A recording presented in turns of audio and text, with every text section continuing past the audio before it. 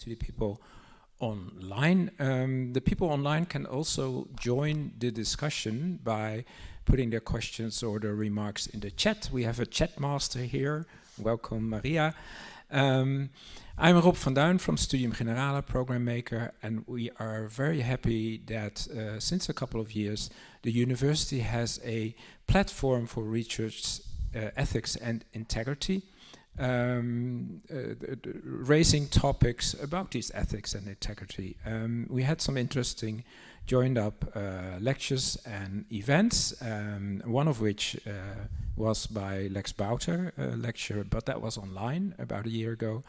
We're very happy as Studium Generale that we can join up with the RAI because, of course, we talk a lot about the research and what is research, but it's also very important about how research is done and how ethically it's done, if it's done with integrity, and what things we come across during the career as a researcher. I'm looking at the technician, it's all okay. I'm giving the floor to the chair of the Research Ethic and Integrity platform, Maurice Zegers, to introduce our guest of this evening, Lex Bouter.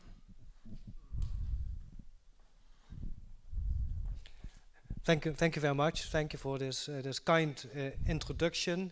Yes, Maurice Zegers is my name. I'm a professor of complex genetics and epidemiology and chairing the platform of research ethics and integrity. It's our purpose to create this culture of a good conduct of research within the university. And for us, it's an honor that Professor Lex Bouter is here to speak to us again. He did it last year online, and we're very happy to also hear him live today with an updated talk on how to foster research integrity, but also how to protect whistleblowers. And in this context, we also had this year the national survey on research integrity that was led by Professor Bouter, which showed us the prevalence of these research integrity behaviors, the good and the bad, and how that can have an impact at our university. So we were willing to listen to Professor Bouter, but not only to listen, but also learn the lessons, and then also collaborate and discuss that with our university, how we can deal with the results of this very important national survey. So without further ado, Lex Bouter, the floor is yours. Well, thank you, Maurice. It is an honor and a pleasure to be here. And because we are in a small group, I'd like to do it as interactive as possible. So please pose your question. I especially like it when you disagree with what I say. Before you say something, Maurice needs to give you the microphone, and then people online can hear it as well. So if you have questions, remarks, doesn't matter. I like it. What I have on my plate, and also on your plate for tonight, are several topics. I'd like to dwell a little bit on the thing that research integrity and open science, to me, are basically two phenomena on different sides of the same coin. I'm trying to collate the two domains, which are quite treated separately, usually together.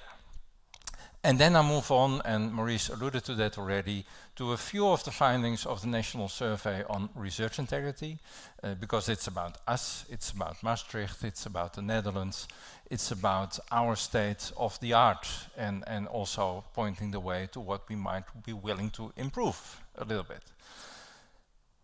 And then I'll talk about how come that people who are all in research because they want to do the good thing and they want to improve the world and want to improve knowledge state of the art. How come they sometimes deviate? What are the drivers of things going wrong? And because that is, when we understand that, we can also think about solutions. And I'll end the evening, of course, with some solutions which are on the table. There are a few great European consortia working on possibilities to improve. And in fact, your university, Maastricht University, is one of the universities is doing interesting and great things as well with that committee. And between that, there is a chapter on whistleblowing. Whistleblowing is well, a bit sensitive topic. How to blow the whistle, when to blow the whistle, and how to prevent that the whistleblower is damaged, but also that people who are accused by whistleblowers are not damaged disproportionately. And sometimes they've done nothing wrong when they are accused. So that is a difficult thing, and there is not a lot of research on it. And most things I talk about, there is some research in it, but especially on the whistleblower, the best studies I found are almost 20 years old already. So we need some more research in that domain, I guess. So that is on the table for today. But please interrupt me if you want. This is what I wanted to tell you, and it's a little bit a personal story of my own development in the last decade. When I entered the field of research integrity, it was just a year after the Diederik Stapel scandal. And internationally and also nationally, people were thinking in terms of scandals. The culprits, the scientific fraud, the research misconduct with capitals, so to say. And in the US, they talk about FFP as being the capital sins of science: fabrication, falsification, and plagiarism. Everyone was talking about that and how to diagnose it, how to sanction it, and maybe also how to prevent it. And then a few years later, it became clear that there are some lesser offenses as well around. And we coined them in different ways: detrimental research practices, questionable research practices, just use the word you like. And that is the corner cutting that is not okay and is doing damage to truth finding and also to the validity of research, but it's not really research misconduct. And it's often done not intentionally, because people don't know how to do it well. Sometimes it is intentionally, because it helps a lot when you can get a positive finding by cutting a certain corner. People love positive findings. They're good for your career and they're good for your next grant. And then, maybe it started in 2012, there came the thing we called replication crisis. Replication crisis is that when you try to redo a study in exactly the same way, you hardly ever get the same finding. And the first Nature paper, 2020, it was a shock. It were animal experiments, and then it turned out that when you redid them, 10% were reasonably reproducible and the rest was not. And that was investigated in many fields afterwards, but we were digging in what are the causes of this, and these were the same things we labeled questionable research practices in the research integrity field. So the replication crisis and questionable research practices are closely connected. Selective reporting first and foremost, of course. And these things, they're read on the slide. I do have a pointer, I believe, and even you can see the pointer on the main screen. I showed it already. These are the things which we don't like. And what we want is good research, good quality of research, and research that is done with integrity. And for that, we need transparency and accountability. And then came in the other element, and that is the element of open science. That was a movement that started mostly parallel. It basically started with open access publication, which is nice. It has nothing to do with validity of research, of course, but it's nice. And it's good for people in universities who are less privileged, of course. And it can be also in the form of open methods. That's pre-registration, registered reports, if you like, open codes, open syntaxes, open data, and open peer review. Open peer review, you can a lot to say about it, but it's probably the case that it's done more responsibly and more balanced when it's open, the peer review. There are some side effects which are not so nice, of course. And open science and the connected responsible research practices, they can help you to play down the replication crisis and also the questionable research practices. I'm not so sure about the upper left arrow, the green one, whether it's also helpful for FFP. FFP is about, well, maybe sociopathy, narcissistic nature. It's not that easy to fight these culprits. But questionable research practices, and there is some good research showing that can be toned down by really implementing open science practices. So that's how the whole thing, for me, nowadays hangs together. Can I ask a question? Sure. Just to make it interactive, I just start a question. Maybe if someone else has a question later, then you can also do that. Can you talk in the microphone? Yeah. My question is, when I look at the slide, I see sort of the definition of the field and also the recent history where we used to call this research integrity, the research integrity debate, and all the negative aspect. And we thought, no, we have to reframe this. Also, when we started the platform, it needs to be good conduct, or and now we see research quality and integrity. So, how would you? Did you make the same transition, and would you now call the field of research quality and integrity, or how do you see the shift happening? It's a really nice question. To me, the two sides of the same coin, of course, but it's the positive thing is more important, and it's about carrots and sticks as well, of course. It's better to lure people into behavior which is nice and appreciated than to forbid things and to sanction things. So in that sense, you're completely right. And being a methodologist from origin, and my chair is in methodology and ontology, it has a lot to do with good, solid research methodology. And that is about research quality. So the big thing is truth finding and trust. Trust you need among ourselves, like already Isaac Newton said, we are standing on the shoulders of the people who were there before us. And if you cannot trust these shoulders, you have a difficulty in research. And the same with society. We've seen it in the COVID era. In society, you are working with research findings. And if you don't trust research, and if you don't trust researchers, it goes wrong, and you cannot have any implementation in society. Mirjam, this is going well. Yes. Hello. Oh, it's on, right? I was actually thinking on the... so I see that the green part is positive behavior and the red part is negative behavior, right? That's the idea. And now I was thinking about the open science part, and I'm not so much into that, so I'm looking forward to hear your views. It's a bit of a sect, but it's an interesting sect. Is it? Yeah, but could there be like open data? Is that always positive? Because you could also have like data that is not collected in a valid way, or in that's just not.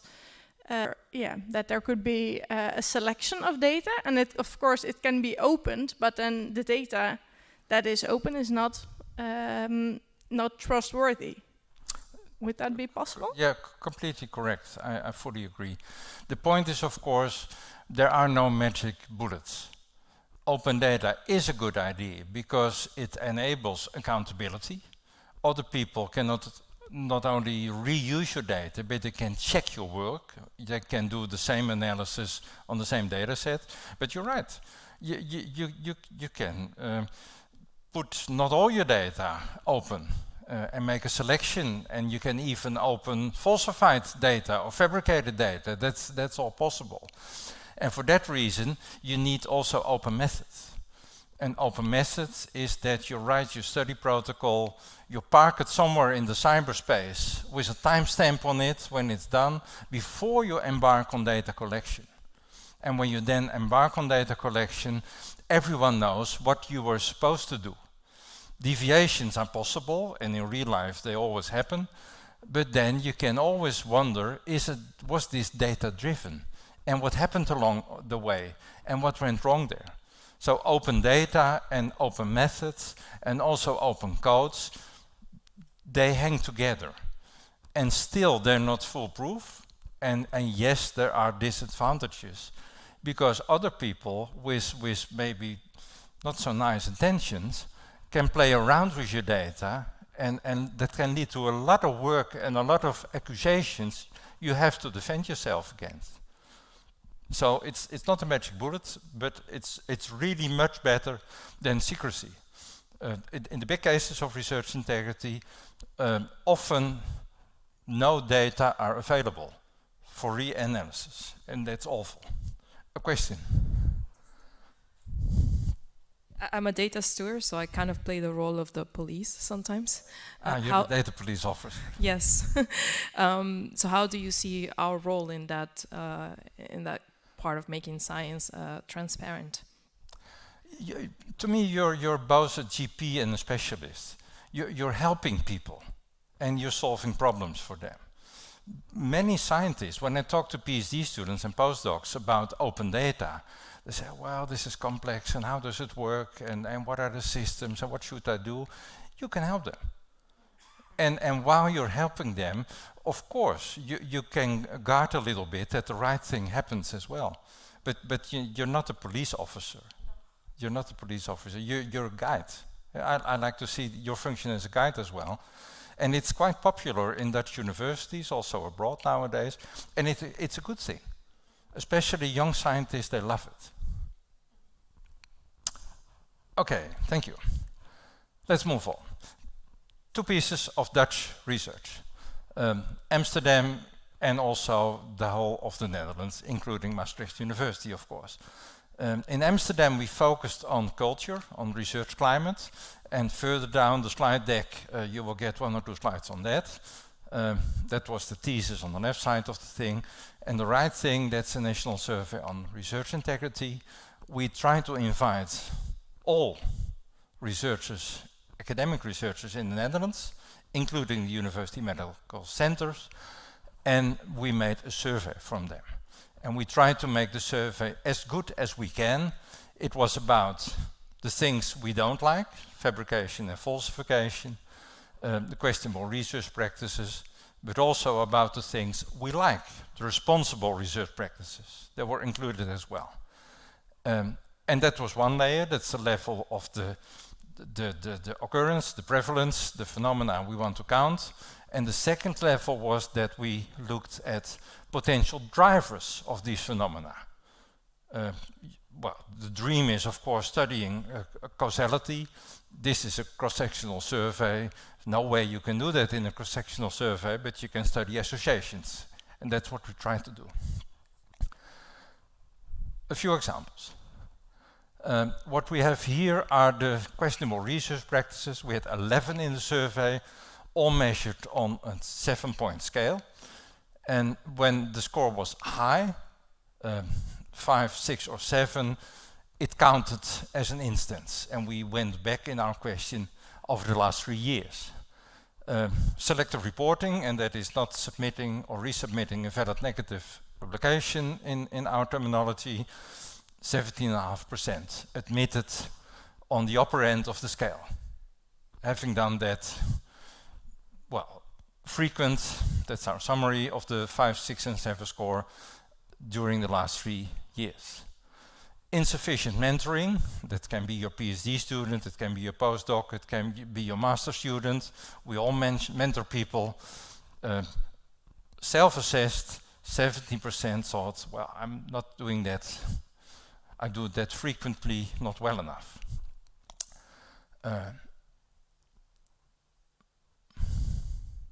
Flaws and limitations, I skipped one, this was the one of 50%. Flaws and limitations, that is, well, that's on the other side, you're saying I'm using too much spin in my articles, I'm playing down my study limitations, 70% admitted to that. Insufficient attention to equipment, skills, and expertise, that's about 15, and inadequate bookkeeping, the notes. You should be able to follow the track of your study later on. It's the data management protocol and the whole stuff around it, of course. 50% admitted to not doing that well. And when you take them all together, at least one of these 11 questionable research practices with a high score, more than half of our participants admitted to that. And it's self-reported, so I would not be tempted to believe that's an overestimation. It might even be an underestimation. We protected their identity of the participants quite well in the study, and we did that specifically for the fabrication and the falsification question, but still, it went quite well. That's usual, that's not an exception. And also, there have now worldwide been done 42 surveys of this type, more primitive, most of them, as I should say. We are in the upper end of the range, but not certainly not out of range. We found more than 4% fabrication and more than 4% falsification. That's not rare. When you are in a department of 25 people, 2 of you are a fraud on average. Well, there will be 4 frauds in the neighboring department, of course, I know, but still, this is worrying, isn't it? And that is the elephant in the room we are talking about. All self-admitted, this is just not good enough. This is good. We also looked at the responsible research practices. Almost everyone, disclosure of funding and conflict of interest. Fair principles for data reposition, 75%. It's mandated by many granting agencies in the Netherlands and on European scale as well. And publishing open access, many people are doing that in our survey, which is quite logical because it's strongly stimulated in the Netherlands and in the EU at large currently, which is great. Less great is disclosure, public disclosure of code, syntax and data. That's less than half. And the pre-registration, that's a trick with the uploading of the study protocol I mentioned before, that was 40% and a bit more. So room for improvement there as well. Now, how come? How come that so much of us are not only doing the right thing? Why are we deviating? And that might be the case that because what is good for truth and trust is not specifically always good for your career. And on the next slide, I'm going to exaggerate it a little bit. We alluded to that already before. We love positive results. In many fields, most fields I guess, in many fields, more than 95% of the papers have a positive main conclusion. Meaning that, for instance, when you are in medicine, the drug you designed is better than the competitor or the placebo. We love that, positive results, and for several reasons. It is easily published, it draws a lot of citation. Positive results draw, Miriam is here, you studied that 3 times, maybe 5 times even in some surveys, more often than negative results. They give you media attention if you're lucky, and in the long run, they can bring you your next grant and even tenure if you want to remain in academia. So positive results are great.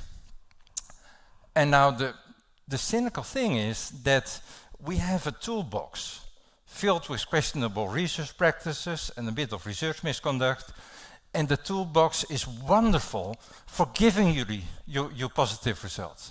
That's in fact the only purpose they have, the questionable research practices, bringing you positive results, the goodies you want to have.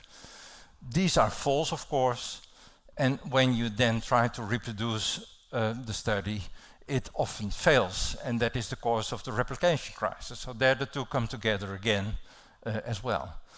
And then you have the toolbox, and you're tempted by a personal interest, and you're sometimes tempted by sponsors.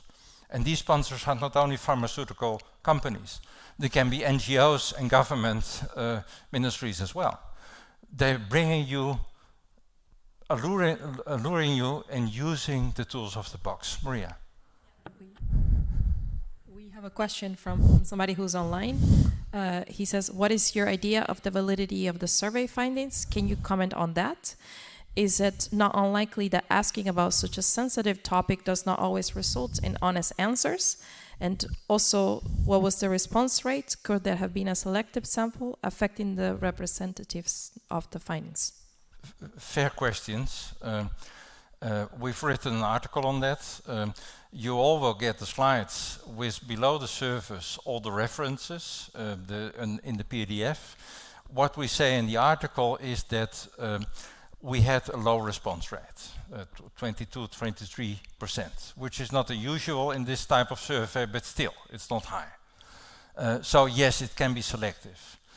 Was it valid? I don't know. What we did is we constructed scales. We did all the psychrometric tricks, and these scales turned out to work well. And the point is, of course, that when it was self-selected, it was the self-reported, self-selected the participation, self-reported the answers. You never know whether there wouldn't be bias. But what we use, the study limitation section in the discussion paragraph, I alluded to that already, we wrote that in this paper as well. We say, well, honestly, we don't know, but we can hardly imagine that people exaggerate their own awful behavior. So that's more or less the bottom line we could think of, but there is no proof and no guarantee of that, of course. And we did everything to prevent people from fearing that their identity would be discovered. We had all tricks there, the data were collected. We never got a data file in which we could identify people. That was done by a company. There is the chair of the committee that gave us the grant. Yeah, well, I wasn't the chair then, but my predecessors obviously made excellent decisions.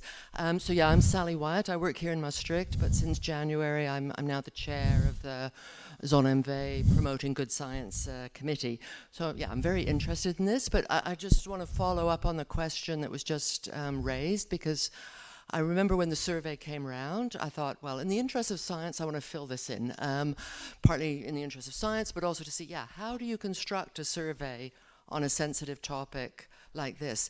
And I have to say, two things. One, I was completely surprised with the results, because I thought, this was a survey to, intelligent academics who know how to give socially desirable answers. The fact that anybody kind of admitted to this, I was amazed at, and that so many did is really rather disturbing. So I have quite a lot of confidence in your results. I think given the kind of sensitivity and the structure of the kind of topic. What I have less confidence in is, I'm a social scientist by training, I really had trouble answering some of the questions. They just didn't make any sense to me as the kind of research I do. And I think and maybe you could say a bit more both about the response rate across disciplines, but also about some of the problems across disciplines. Because for me, not being able to publish negative results, I'm not sure what a negative result looks like in some social science and humanities, and you just try somewhere else. That's really not a problem for us. So I think there are enormous differences between fields, and I think as we think about how we promote good research practices, it really there's not a one-size-fits-all. I mean, yes, we can all agree plagiarism is bad and making up your data is bad, but I think there's lots and lots of other things that are really important. And what an historian does would be very, very different from a physicist, and the kind of dilemmas they face are very, very different. Really good points, really good points. Thank you very much. Short reaction. One is, yes, there are differences between disciplines, and we struggled with that. We had focus group interviews, we had individual interviews before we set out designing the questionnaire, and we wanted to have comparable data for all disciplinary fields. And likely to some extent we failed, because it's almost impossible. But we did our best. We did it in the formulation as good as we can. And afterwards, we did focus group interviews again about the results in the different, not only the different ranks, but also the different disciplinary fields. And what might be the most interesting finding we have, and I must admit, and that was maybe not a good idea, we buried it in the digital supplement somewhere. It's supplement 6 or 7, I believe. And that is the frequency of people saying non-applicable to questions. And then yes, some questions, many people in the humanities said non-applicable. And other questions, many people in the social science said non-applicable. So, and that speaks for the point you raise. We wanted to have comparable data on all the disciplinary fields, but we may not have reached that goal completely. And personally, I'm not so sure what the essential and what the trivial differences between these fields are, but well, you're going on with your program, so give a few people grants to sort it out, because it is important, the difference between the disciplinary fields. But it's a fair point you make, really. Piet.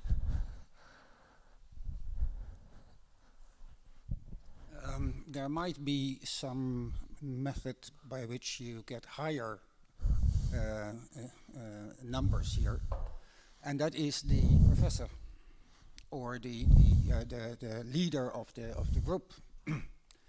I have seen situations, at least in the hospital here, where oh well, no, that's not that important.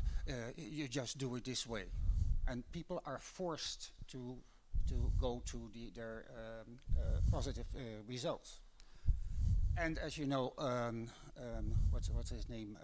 Feinstein? No, the other one.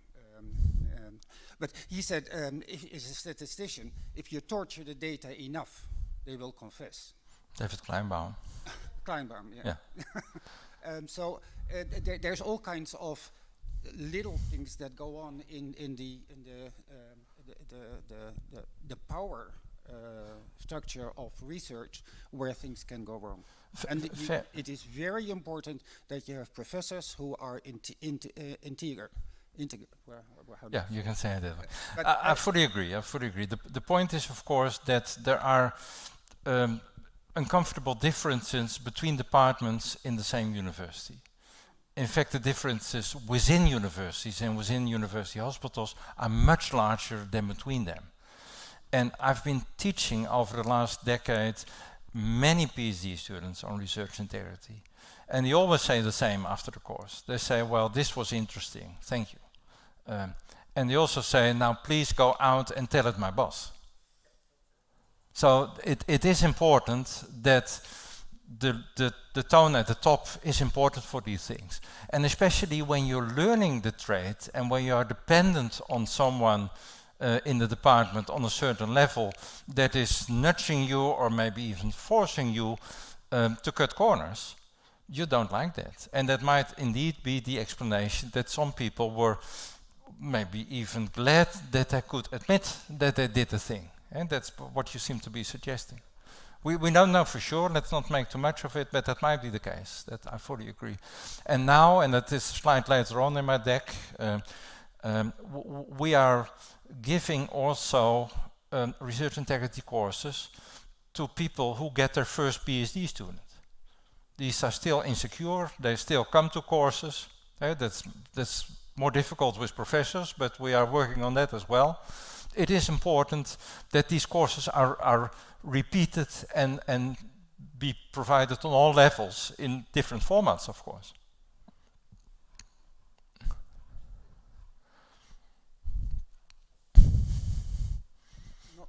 Not very related, maybe, but I'm wondering.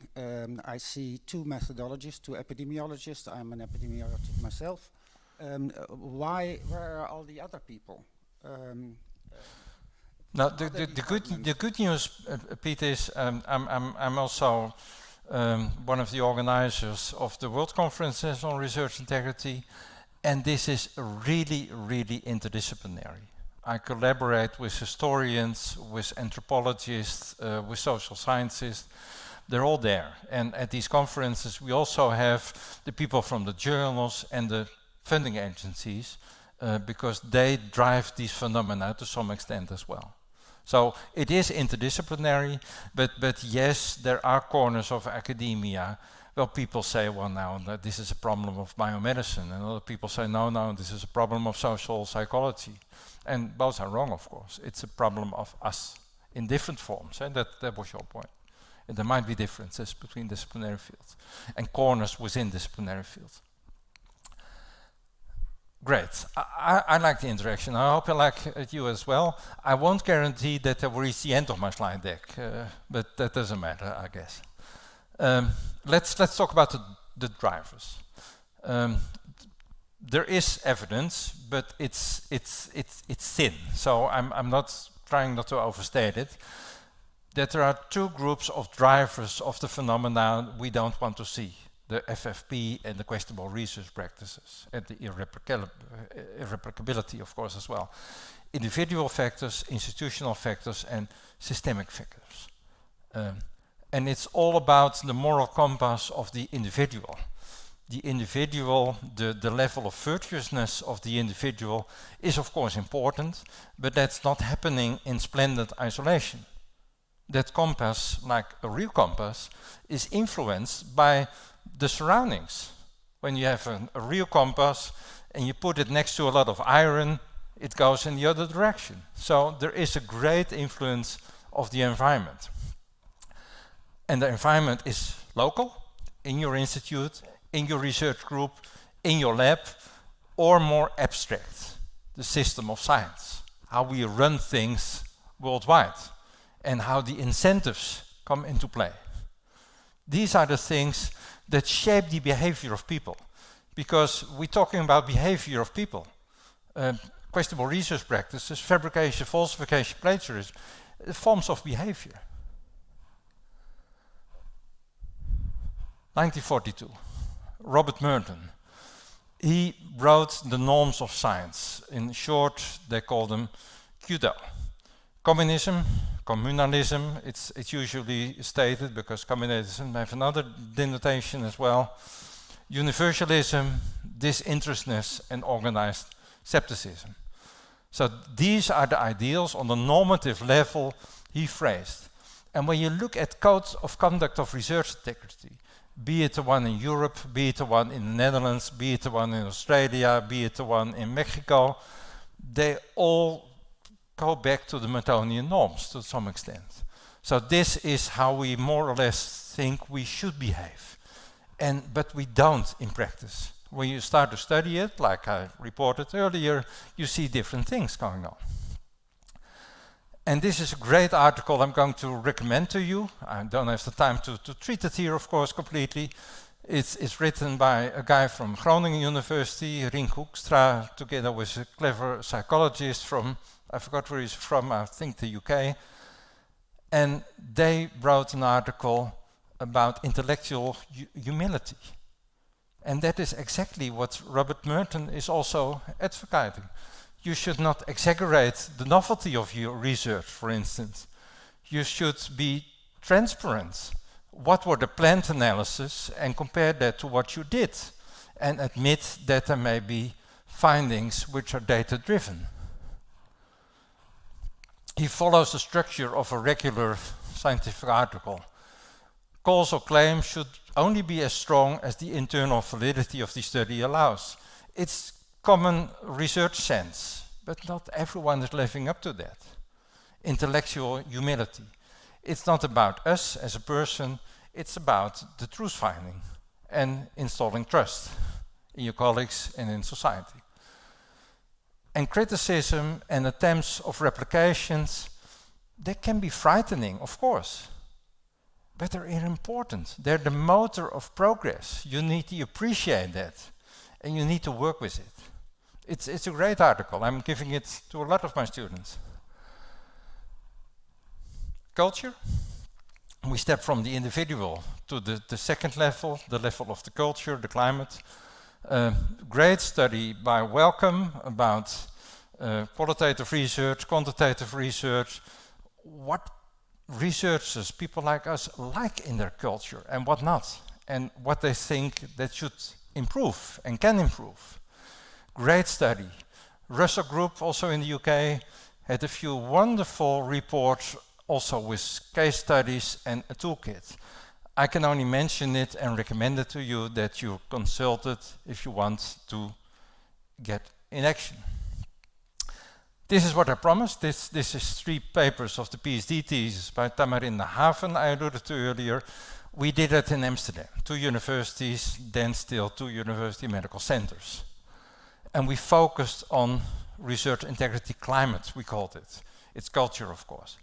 And there is a validated scale for that. Well, I'm not sure how well validated it was, but we tested it and it functioned quite well. We also studied publication pressure. That is quite high, not in all subgroups on the same height, especially the postdocs. People without tenure, but wanting to get tenure, that is the danger zone, it seems to be. Very high publication pressure, and yes, that was also, in the way you might expect, connected to the questionable research practice attitudes of these people. Surprise, surprise. We tried to delve in a lot of factors in Amsterdam. We didn't get that far. We had, I think, 12 or 40% explained variance, but we were the first who tried to do it. And it's pioneer work. In the national survey, we did this part more or less again, and we get it a little bit completed. That slide is later on in the deck, I believe. So many people, and this story I want to tell, programs like yours, programs like the European Union, the Horizon 2020, Horizon Europe programs, the great consortia working in the arena currently.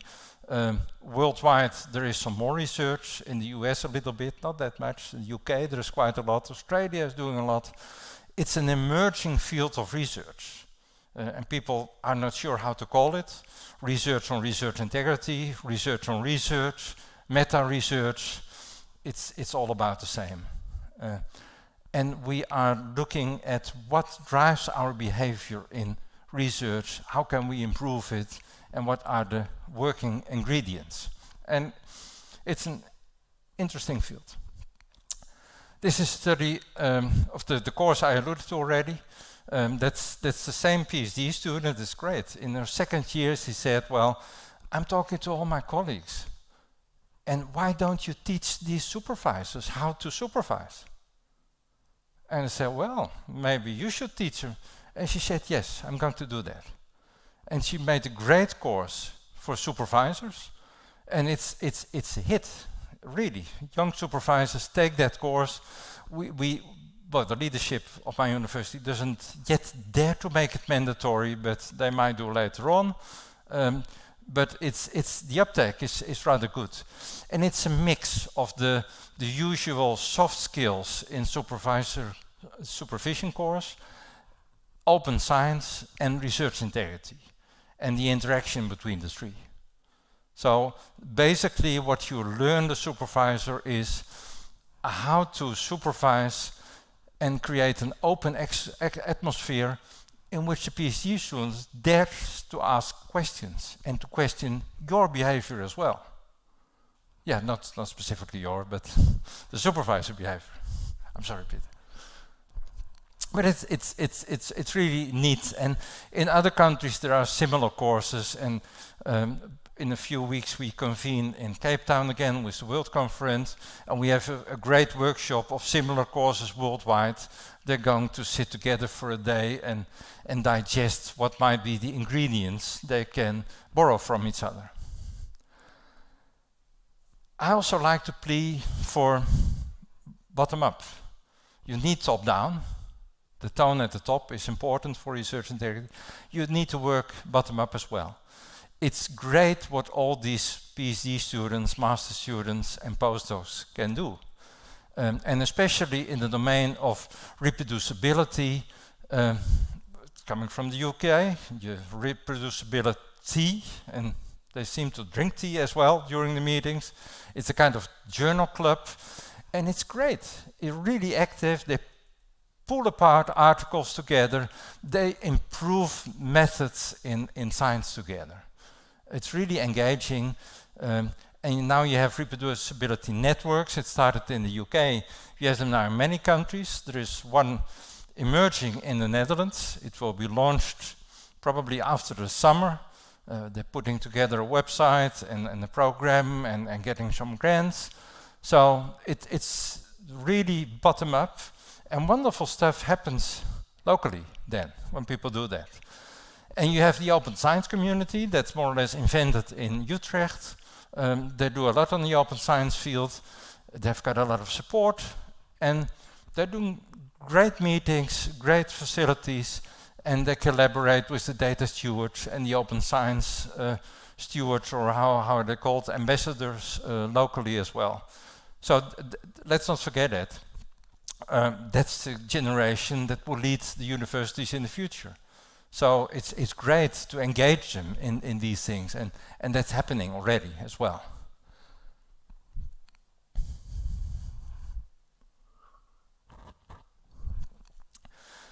That was the middle part, the part on the local culture. And this is also a bit on local culture, but it's more on the system of science as well. We assess each other until the cows come home. It's amazing. We assess each other the whole time for grant applications, for vacancies, for promotion, for tenure, and for awards. And we have no fantasy. We do this by counting publications and counting citations, mainly, and counting euros, the grant income you accrued. And that works. When the intended effect is to get more publications and more citations, it works spectacularly. When you assess people on these parameters and some derivatives like the funny age index and the impact factor, and you have a few more. But there are a few unintentional effects as well when you assess people that way. You get focus on quantity, maybe less on quality.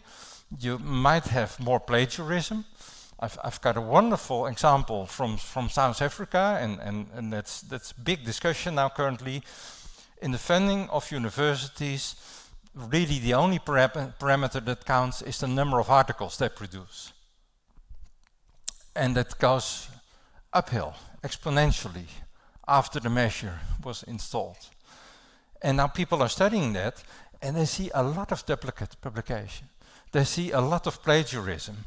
They see a lot of co-authors from other institutions, because when you have co-authors from 4 institutions, the publication counts for 4 universities. And you get more citations as well when you have more authors, and you can have citation cartels and everything. So incentives work well, but also in the wrong direction sometimes. Question?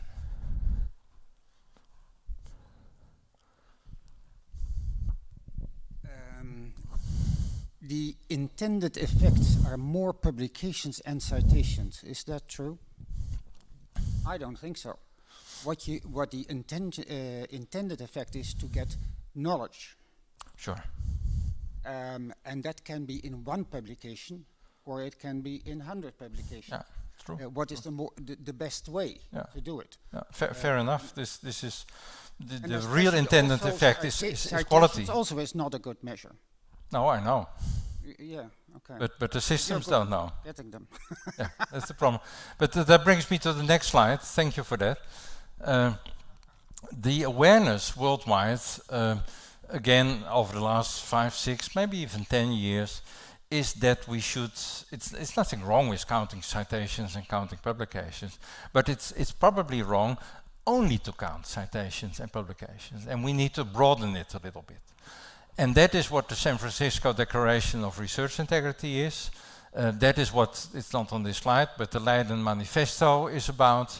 That is about what the Hong Kong principles, that was our former conference of the World Conference of Research Integrity in Hong Kong. We made indicators to reward in the assessment the things we want to see. Do you make your data sets available? Do you pre-register your study? Are you a good supervisor? Is your work being implemented? Are you a good peer reviewer? Do you have evidence of that?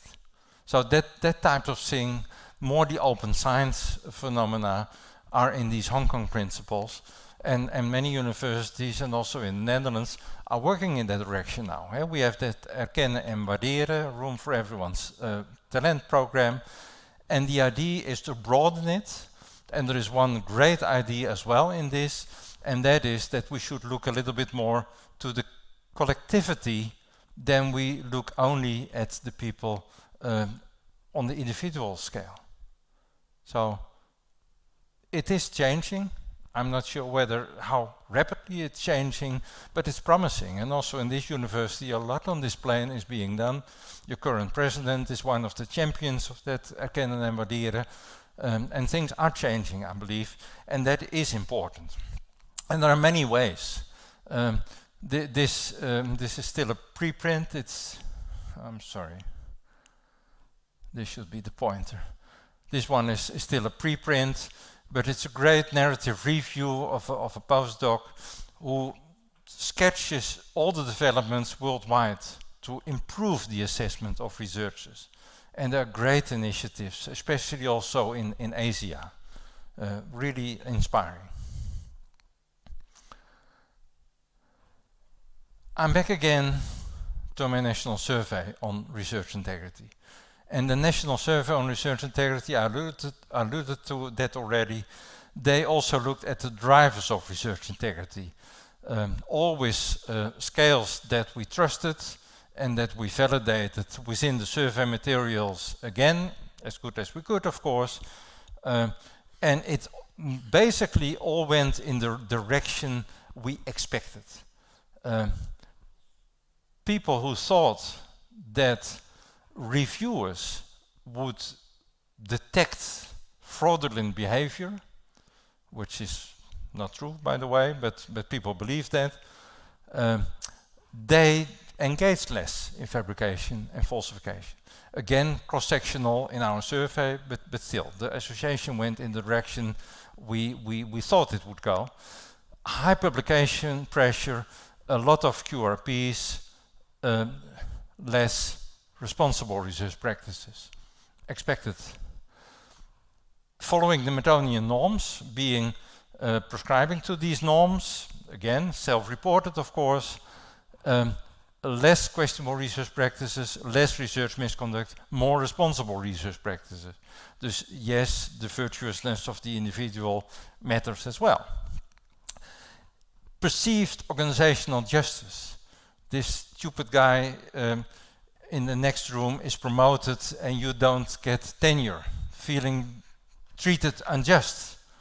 That is rather strongly, all these things are statistical significant and substantial effect size, rather strongly playing down the questionable research practices when you believe that justice is done in your direct surroundings. Mentoring, it's interesting, that has been postulated in two US surveys earlier in the early 90s. They said, well, mentoring, supervision and mentoring, you have two ways. You have mentoring for survival. That's a supervisor that is learning you how to cut the corners, how to get a lot of publications and citations. Mentoring for survival, that works. More questionable research practices. And you have mentoring for responsible behavior as a scientist.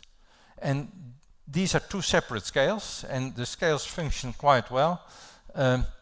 Responsible mentoring, less QRP, more responsible research practices. Perceived work pressure and competitive, more questionable research practices. Work pressure was also associated with more responsible research practices.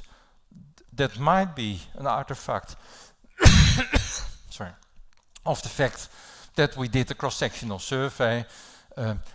Responsible research practices take a lot of time, and that elevates the work pressure likely. So here, if there is causality, it might go the other way around. And the same holds for the funding pressure. It's a lot of work to do the responsible research practices. So this is what we found.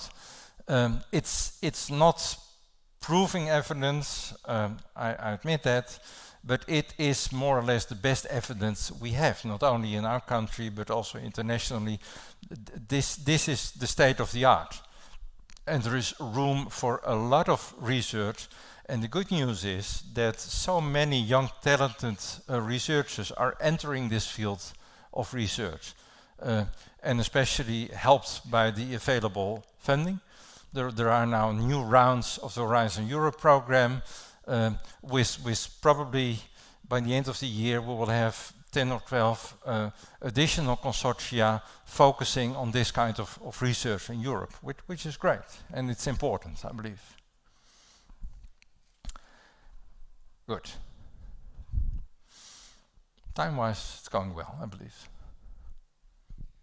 Yeah, I think we can skip this topic. It's maybe better the whistleblowers, because this is a nice round. Do you want to hear? What is the point? How long can we stay, and how long can you stand? Till 10 o'clock if we...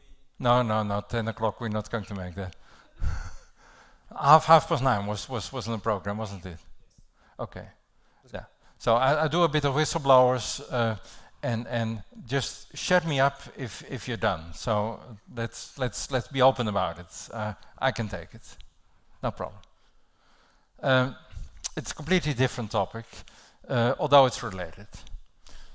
Blowing the whistle is arguable the most important way the real culprits, the FFP, comes to attention. That it's mostly through a whistleblower.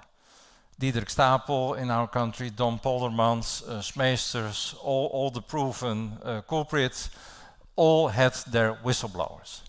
And internationally, it's not different. I wrote this article a few years ago together with an interesting guy, Sven Hendricks. He was from Germany, who is now working here around the corner in Hasselt University. When he did his postdoc, he was accused of data fabrication, a heavy accusation, and he was shocked. And it's not in the article, but when you should invite him maybe for a talk, he can quite openly tell about it. He said, well, I knew I didn't do anything wrong intentionally, but I couldn't exclude that I made errors, and I couldn't find my data anymore in a way to hand them over. So he spent months, and altogether with the case and the accusation and everything, it took him 4 years of his career to defend himself against the accusation. Now that accusation turned out to be wrong. The initial case, the appeal cases in 2 degrees, nothing there.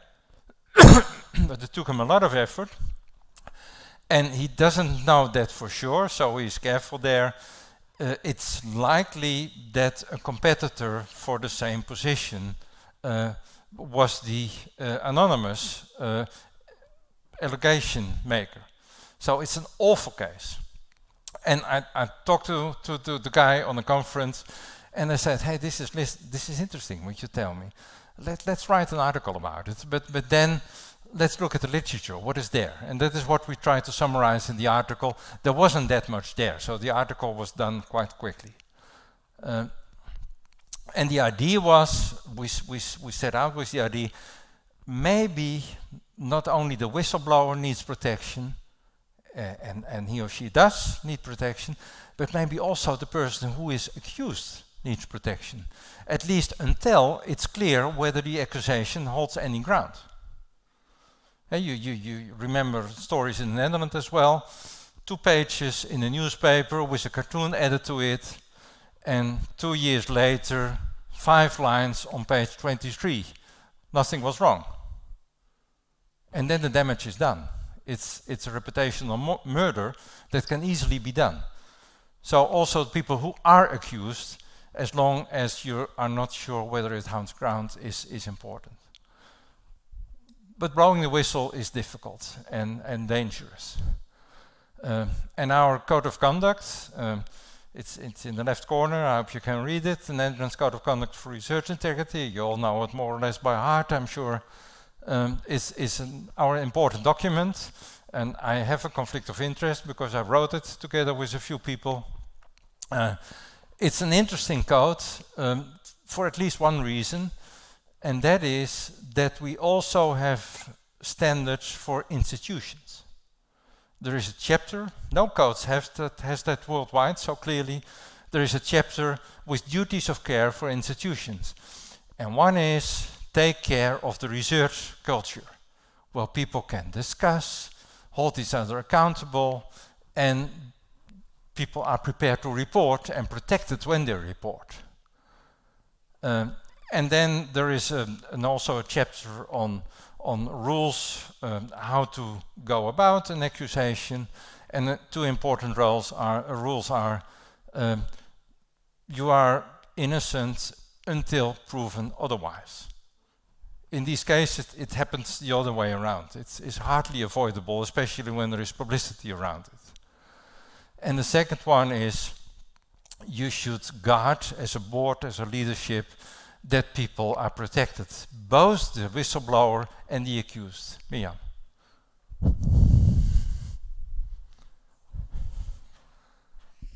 Yes, I have a question. I'm not sure if it's completely related, but I was thinking about being a whistleblower. I've never been a whistleblower, and I was thinking about, should there be a role on when, if you know that some of your colleagues is doing something that's not ethical, should there be a role when you need to be a whistleblower, or can you can also, of course, just neglect it, ignore it? Sure. You just introduced 3 of my next slides. Thank you so much. Thank you so much. It's really great.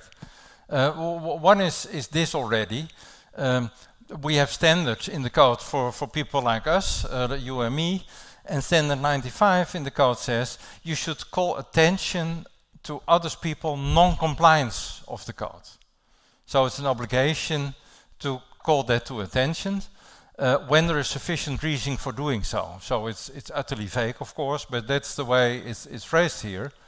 And the second one is, and that's an important one, and our German friend now working in Hasselt was a victim of that. In addressing research misconduct, you should not make accusations you know to be, or should know to be, inaccurate. Yeah, so when you are accusing something of something which you should be able to know that's just not true, you are committing research misconduct. Yeah, that's the essence of this rule. It makes sense, but in the Netherlands we never had a case so far as I know, because there are cases ongoing, of course. Anonymous complaints, we alluded to that already, are difficult. Many people say we should ignore them. They're anonymous. There is no complainant. So how can there be a complaint? That is not doable, of course, because these people, they can be right, and sometimes you can check the factual basis easily. For instance, when you have an accusation anonymous of plagiarism, you can easily check that. You don't need a complainant to do so. Same for fabrication and falsification, where the data sets are still there. So in the code we said, we talked for 3 meetings about this, I believe. The rectors of the universities then didn't want that. They want to just ignore the anonymous complaint. It's a pain in the ass, they didn't like the idea. But we said, well, when you can check it, and when it's important, you should have a look. You should mandate an investigation.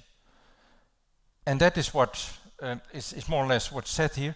And it's in the interest of the accused often as well.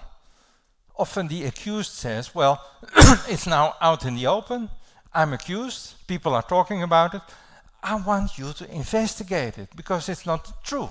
I have a right for you to show that in your investigation setting. Yeah, I mean, this is very interesting, and I mean, maybe it's, 2 slides on, in which case my apologies, but I mean, so far now you've talked largely about the complainant and the accused, but certainly in a lot of the sort of beta Wachen, you've got probably a lot of collateral damage victims.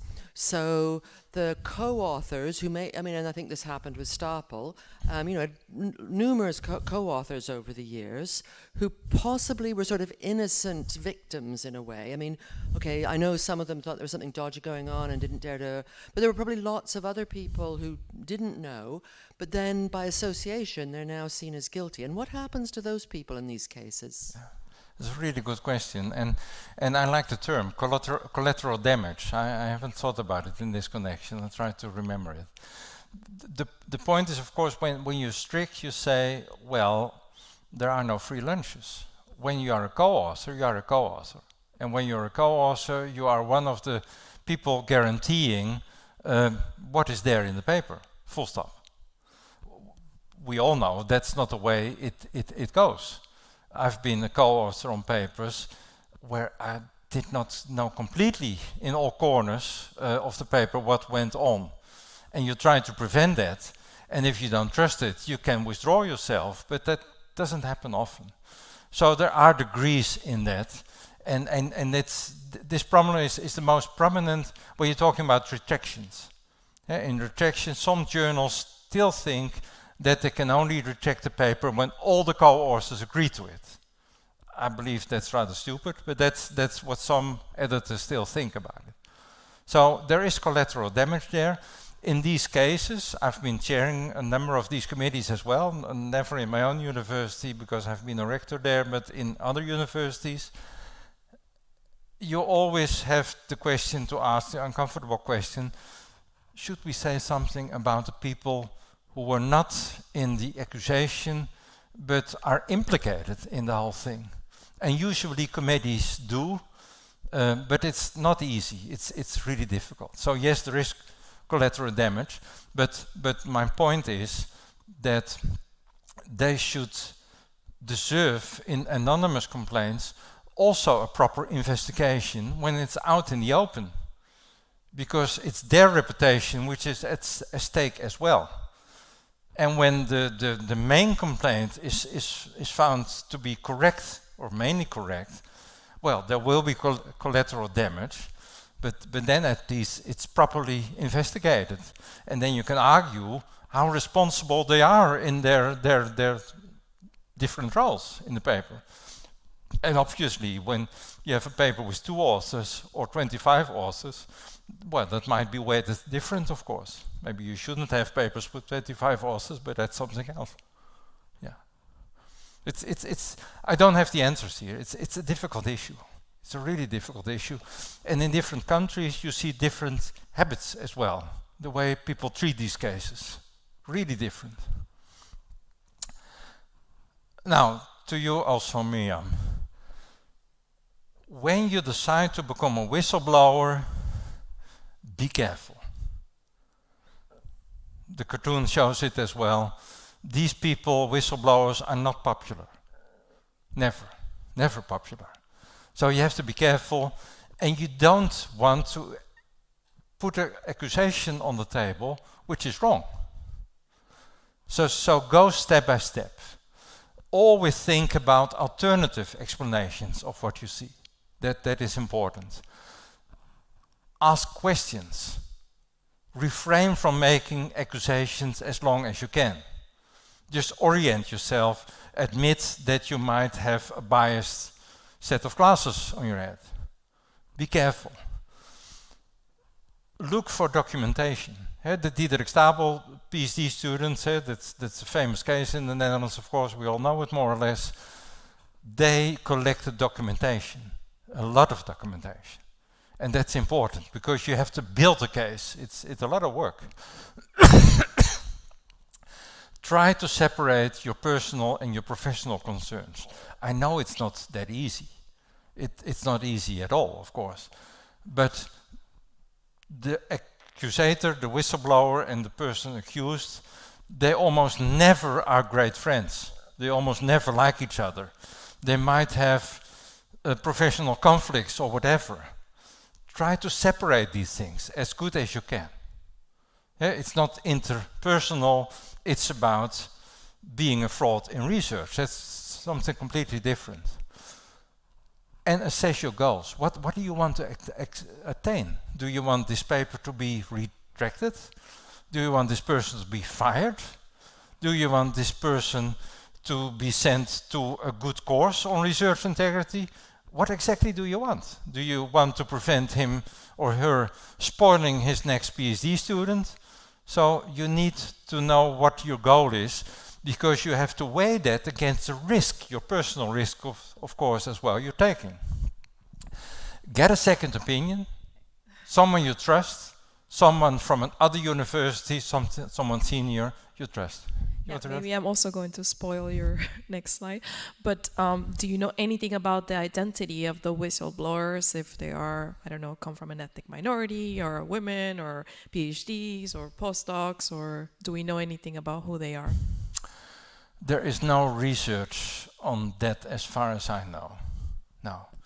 That, as I alluded to earlier during my talk, there is really a scarcity of research on whistleblowing and that type of stuff. And well, of course, ethnicity, gender, age, hierarchical position, it all might matter and blur the picture in one way or the other, and it's so difficult to tease that out. It's really difficult. But it always often ends not so nice for the whistleblower. We have all these whistleblower protection codes all over the place. They're just not good enough in practice. So I have to admit that. And I talk quite often to people who are tempted to become a whistleblower. I never make the decision for them, but I show them that there is a price for them to pay as well. There's not a reason not to do it. I admire the courage of people who do it, but they should realize that there is a price to pay. If you decide to take formal steps, try to seek strength in numbers, like the 3 PhD students of Diederik Stapel. That was great. They were so courageous, but there were the 3 of them together. They went there en bloc to the rector of the university. And then you should know that it is a legal procedure, semi-legal procedure. So you should know all the rules, you should fill all the forms, you should jump through all the hoops you have to jump through. And you have to be patient. It takes for ages. It takes months, always, and sometimes years. So that is important. And this is the price. This is the only study I could find. I haven't looked recently, not the last 2 years, but up to then I'm pretty sure that this is the only one. Office of Research Integrity in the USA, 58, it was, I think, big cases, really big cases, all proven research misconduct. There they went back with qualitative research to the whistleblowers. And it was a mess. It was really a mess. Half of them reported mental health problems. They attributed to the whistleblowing. Pressure to drop the allegation, more than 40%. 1/3, close to 1/3, physical health problems even, they attributed to the case. You never know for sure, of course. And people lost their job, or jobs were not continued. So this is damage. I'm going to skip that one. And this is the last slide, answering your question, Miriam. There are reasons for not blowing the whistle. You could say fear of consequences. That's legitimate. It's not nice, but it's legitimate. Belief that it wouldn't work. I know whistleblowers in some universities, not specifically in the Netherlands, but it might happen here as well, of course, who know for sure that it wouldn't help blowing the whistle. It would be overruled and it would be buried in bureaucracy. Well, then it's not useful to take risk if that is your conviction. And there are alternatives. You can do nothing. You can directly confront the person. That's not always a clever idea, but for questionable research practices that can be done. When you find a way to talk about it, it should not be an accusation, it should be a start of a dialogue. If you do it well, it can work. But when you say, hey, listen, you fabricated your data, that's not a way to open a conversation, I believe, in a direct sense. So that wouldn't work then. You can hand it over to someone else. We have these confidential counselors in many arenas. Usually they're not allowed to take it over, but sometimes a dean of an higher standing official says, well, now I understand what you mean, I agree, you go back in the shade, I take over the accusation, I go to the committee. That can be done. That can be done. It's not easy to find a volunteer for that, but sometimes it happens, and I've seen it work. You can, of course, and that's not so nice, you can gossip about a colleague in the corridors of conferences. Very effective, very effective. Not nice, but very effective. In most conferences, you know, well, it's him or it's her. And then the gossip is well known. They just don't trust your work. You can tip a journalist or make an anonymous allegation on an online platform. That happens. And then you drop the bomb, be careful that it cannot be traced to you, and then you sit and wait. Not so nice. Can work, can be efficient. And then of course you can say, well, I let this go, sanctioning is not so important. I'm going to spend my energy on prevention of future occurrence of similar instances. And that's a bit nicer again. I don't know the answers. But there are options, and you have to contemplate whether to blow the whistle or not. I admire people who do it. I'm not saying to everyone, you should always do that. I know it's difficult, and I know it has a side effect. I'm going to skip this one. Okay, I'm going back now. That's not clever. I will never end that way. Back to the Belgium guy. He had a poor faith whistleblower, a malafide, and that's not nice. But when you're blowing the whistle, you can be wrong. You can be wrong. You can make an error. It's not nice to make an error, but you can make an error because you were convinced that something fishy was going on.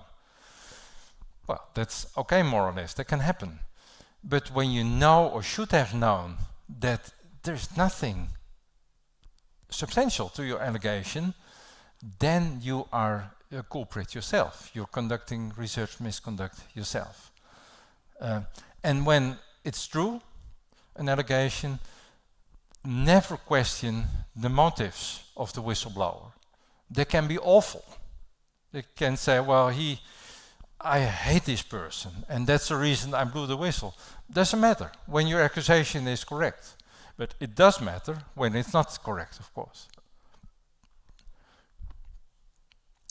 And how do you detect whistleblowers in poor faith? And the guy working in Hasselt, Sven Hendricks, he said, well, and that's my experience as well. When you see a few of these cases, they just jump to the accusation. There is no evidence that they develop carefully, step by step, their dossier.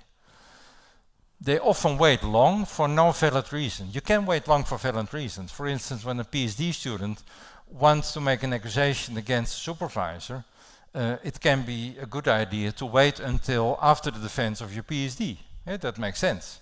Yeah, some people do that. It's not completely nice maybe, but that makes sense, some sense. So then the wait has a reason. But sometimes the whistle is blown of something that happened 15 years ago, or maybe 10 years ago, or 15 years a bit long, then without clear reason why it's now the whistle is blown. They focus on one person when it's in poor faith, and you can apply the following typology. That's in a blog from Sven Hendricks. He said, you have 4 types. You have honest people, they're really concerned, they're sincere, they're really fact-oriented colleagues. And then you have angry colleagues, they may act out of revenge. And then you have the Machiavellists, they blow the whistle because it's good for them and for their career, maybe. That's the idea. It's a political thing then. And then you have the crazy people. And being in research integrity, I get lots of emails from crazy people. It's amazing. I've got a wonderful collection. I'm not sure whether I will make it open once, but it's a wonderful collection. And these messages can be paranoid, they can be stalking, they're always insulting. The messages are long, they're confused, there are many exclamation marks and capitals, and they are CC'd to the whole world. Every email address they could grab, they send it to. And then you're pretty sure this is a crazy person. I'm not a psychiatrist, so I should not say this, of course, but still, that's the... but the difficulty is, of course, that angry colleagues, Machiavellists, and even crazy people, they may be right.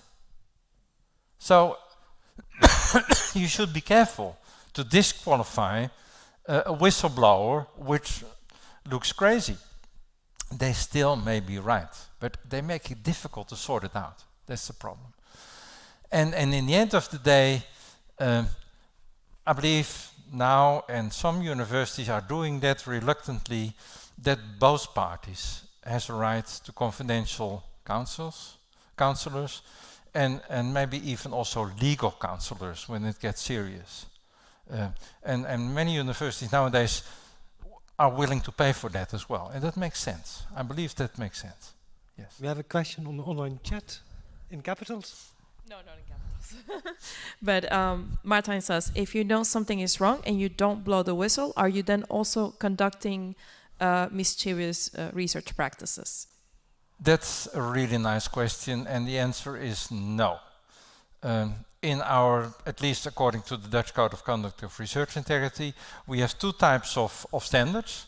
One standard, when you are not living up to that standard, you're open to an accusation of research misconduct, and the other type is, these are just standards for good research, and if you're not living up to them, you're not doing good research, but you cannot be accused of research misconduct. And the standard that you know about it and do nothing is one of the second type. It's not good behavior according to the code, but no one can accuse you of being research misconduct. But when you make an accusation, you know or should have known that it was wrong, then you are open for an accusation of research misconduct. Yeah, that's the way we handled it in the Dutch standard. It's different in other countries. This is a cultural thing to some extent as well, of course. Thank you. I'm going to round off. Yeah. Sure. Because something that strikes me in this debate, because I'm on the platform as well, is that we have an adversarial model of reporting problems of research integrity. There's a whistleblower and there's somebody who has done something or not, right? A complainant and an accuser. But we have very few standards or procedures or even best practices for people who want to come clean, who have made honest mistakes, who think, oh, bugger, I did something wrong. And it seems to me that one of the things that we need to develop is more guidance and procedures and protocols on self-reporting, self-confession, whatever you want to call it. Yeah, that's a really good point. The point is, of course, that is a matter of culture again. I know of a wonderful group. I'm going to not name where it is, although it's quite a compliment I'm paying them now. They have every 3 months they have a meeting on this thing. It's a kind of confession meeting. You can confess your errors there and your doubts, and you can discuss them in a closed atmosphere. And the boss goes first. The department head goes first. He or she admits the first error, and it works quite well. It's a wonderful example. And the second thing is a phenomenon called honorable retraction. When you retract your paper, people think that you are a fraud. And that's not nice. You might have discovered an error in your own paper and say, hey, listen, I'm stupid, I made a mistake, I want to make the research record clean by rejecting the whole thing. You deserve a medal for that and not to be punished for it.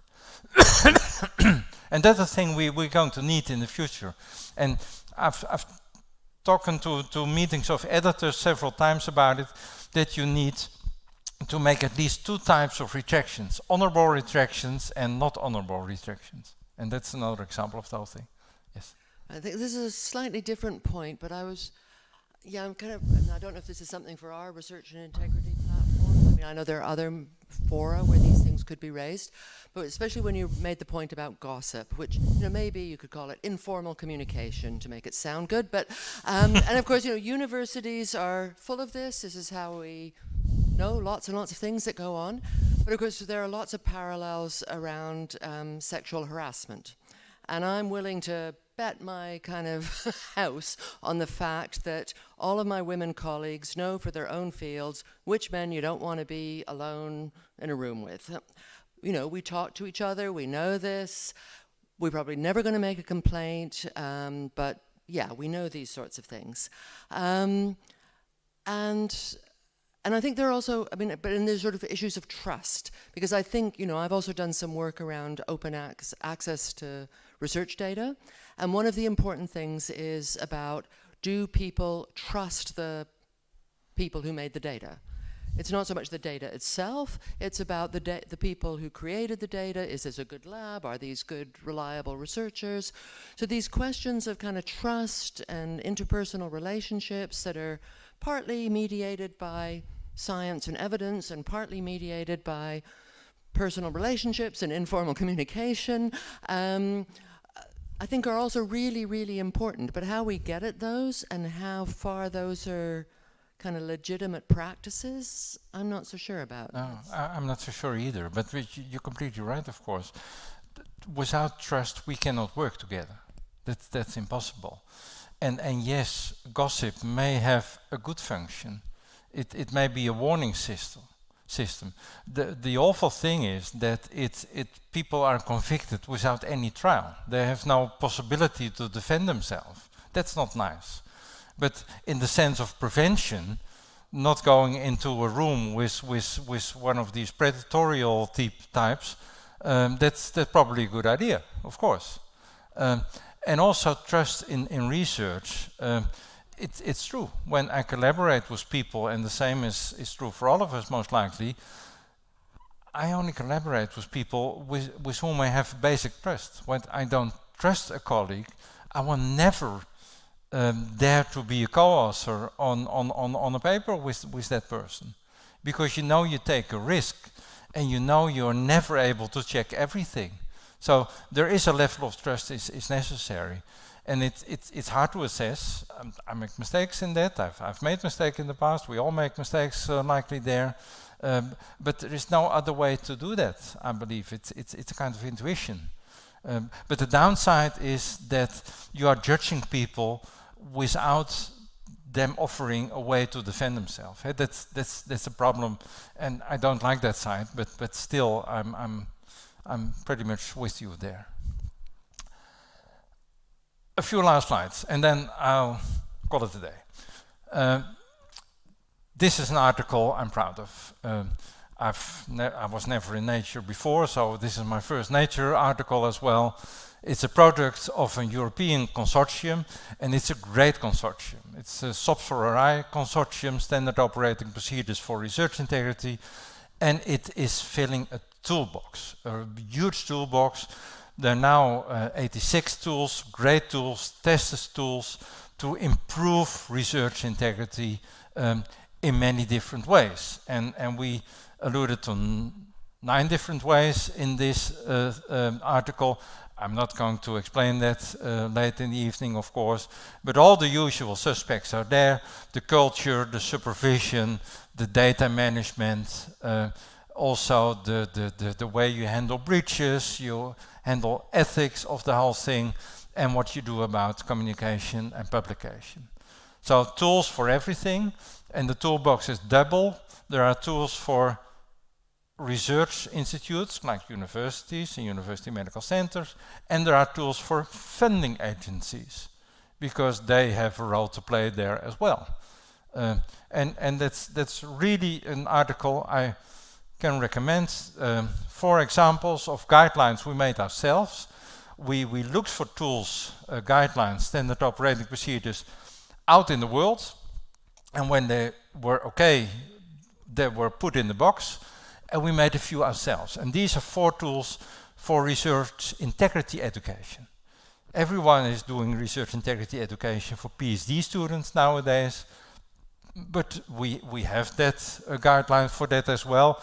It's a co-creating thing with the Delphi study behind it and focus groups. You will all believe that. It's a huge project with all the tricks in the box, so to say. But this is interesting. We allude to guidelines for research integrity education for students, bachelor, master, and PhDs. We do that for postdoctoral and senior investigators as well. We alluded to that earlier today. And we also look at the education in a continuous sense, and also for the non-research staff members and the leadership role in the institutions. And these are really interesting guidelines. They're not in the box toolbox yet, but under the slide you see the reference to the pre-printed version. They're all available in the Open Science Framework. Now, here's Maurice. He is one of the champions of research integrity in Maastricht University. And universities who are handling this successful, they all have a committee for it. A committee not to treat allegations, you need that as well, of course, but a committee to decide how to bring the thing forward, how to do prevention, and how to put it in instrumentation. One of the other institutes that does it really well is University of Edinburgh. Malcolm MacLeod is there, the local champion. And I want also to allude to Radboud UMC. They have, like in the clinics, you have clinical rounds. They have research integrity rounds. And I've been participating in several of them. It's great. It's always debates or dialogues, and many people turned up. It's lively. I did one by the end of last year, and that was about how do you handle conflict of interest when you collaborate with industry. And there were people there from industry, and there were people there, investigators, who took a lot of money from industry. And there were investigators who say, I wouldn't dare to touch it. So you get a nice discussion in that way, the research integrity rounds. It's really great, I appreciate it. But I like your platform for research ethics and integrity a lot as well. Good idea. And how can you do better? Learn from the neighbors. Look at the other institutes in the country and also internationally. Get inspiration from guidelines. For instance, in the toolbox I alluded to. Make a research integrity promotion plan. That is the main thing I forget to tell you about that Nature paper I'm so proud of. We say universities should make a research integrity promotion plan, because we're doing all types of different things, but it should be more coherent. It should hang together better, all these initiatives. Have such a committee, and also ensure coherence and continuation of efforts and when you're on it. This is the Embassy of Good Science. It's a wiki platform for research integrity and research ethics, funded by 2 European projects, and now the European Commission mandated all research integrity and research ethics programs to put their stuff, their output, on this platform. So it's going to grow over the next years. It's already quite useful, especially for training purposes. This is our own research integrity network in the Netherlands, funded by all universities and the Universities of Applied Sciences. It has a website, it has a YouTube channel, it has a newsletter. We really try to be informative, and we have discussion groups for chairs of committees for research integrity, for people making educational materials, and also for people being confidential counselor. And it's functioning quite well. And if you still have nothing on your hands, early June, please come to Cape Town. Then we are heading for the new World Conference on Research Integrity. Can be followed online as well, because it's a fully hybrid conference this time. And with that, I thank you for your patience and your attention.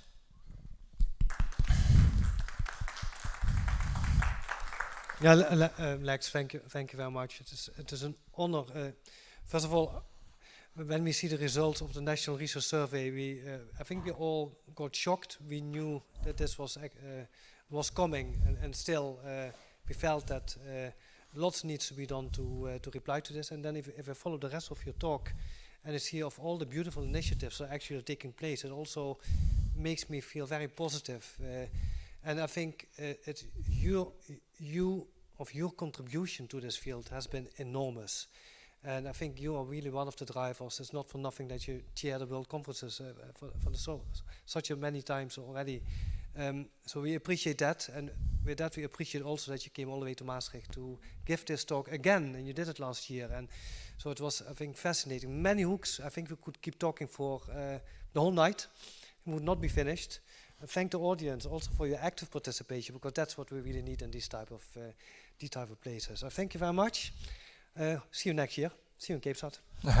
Thank you. Always a pleasure to come to Maastricht.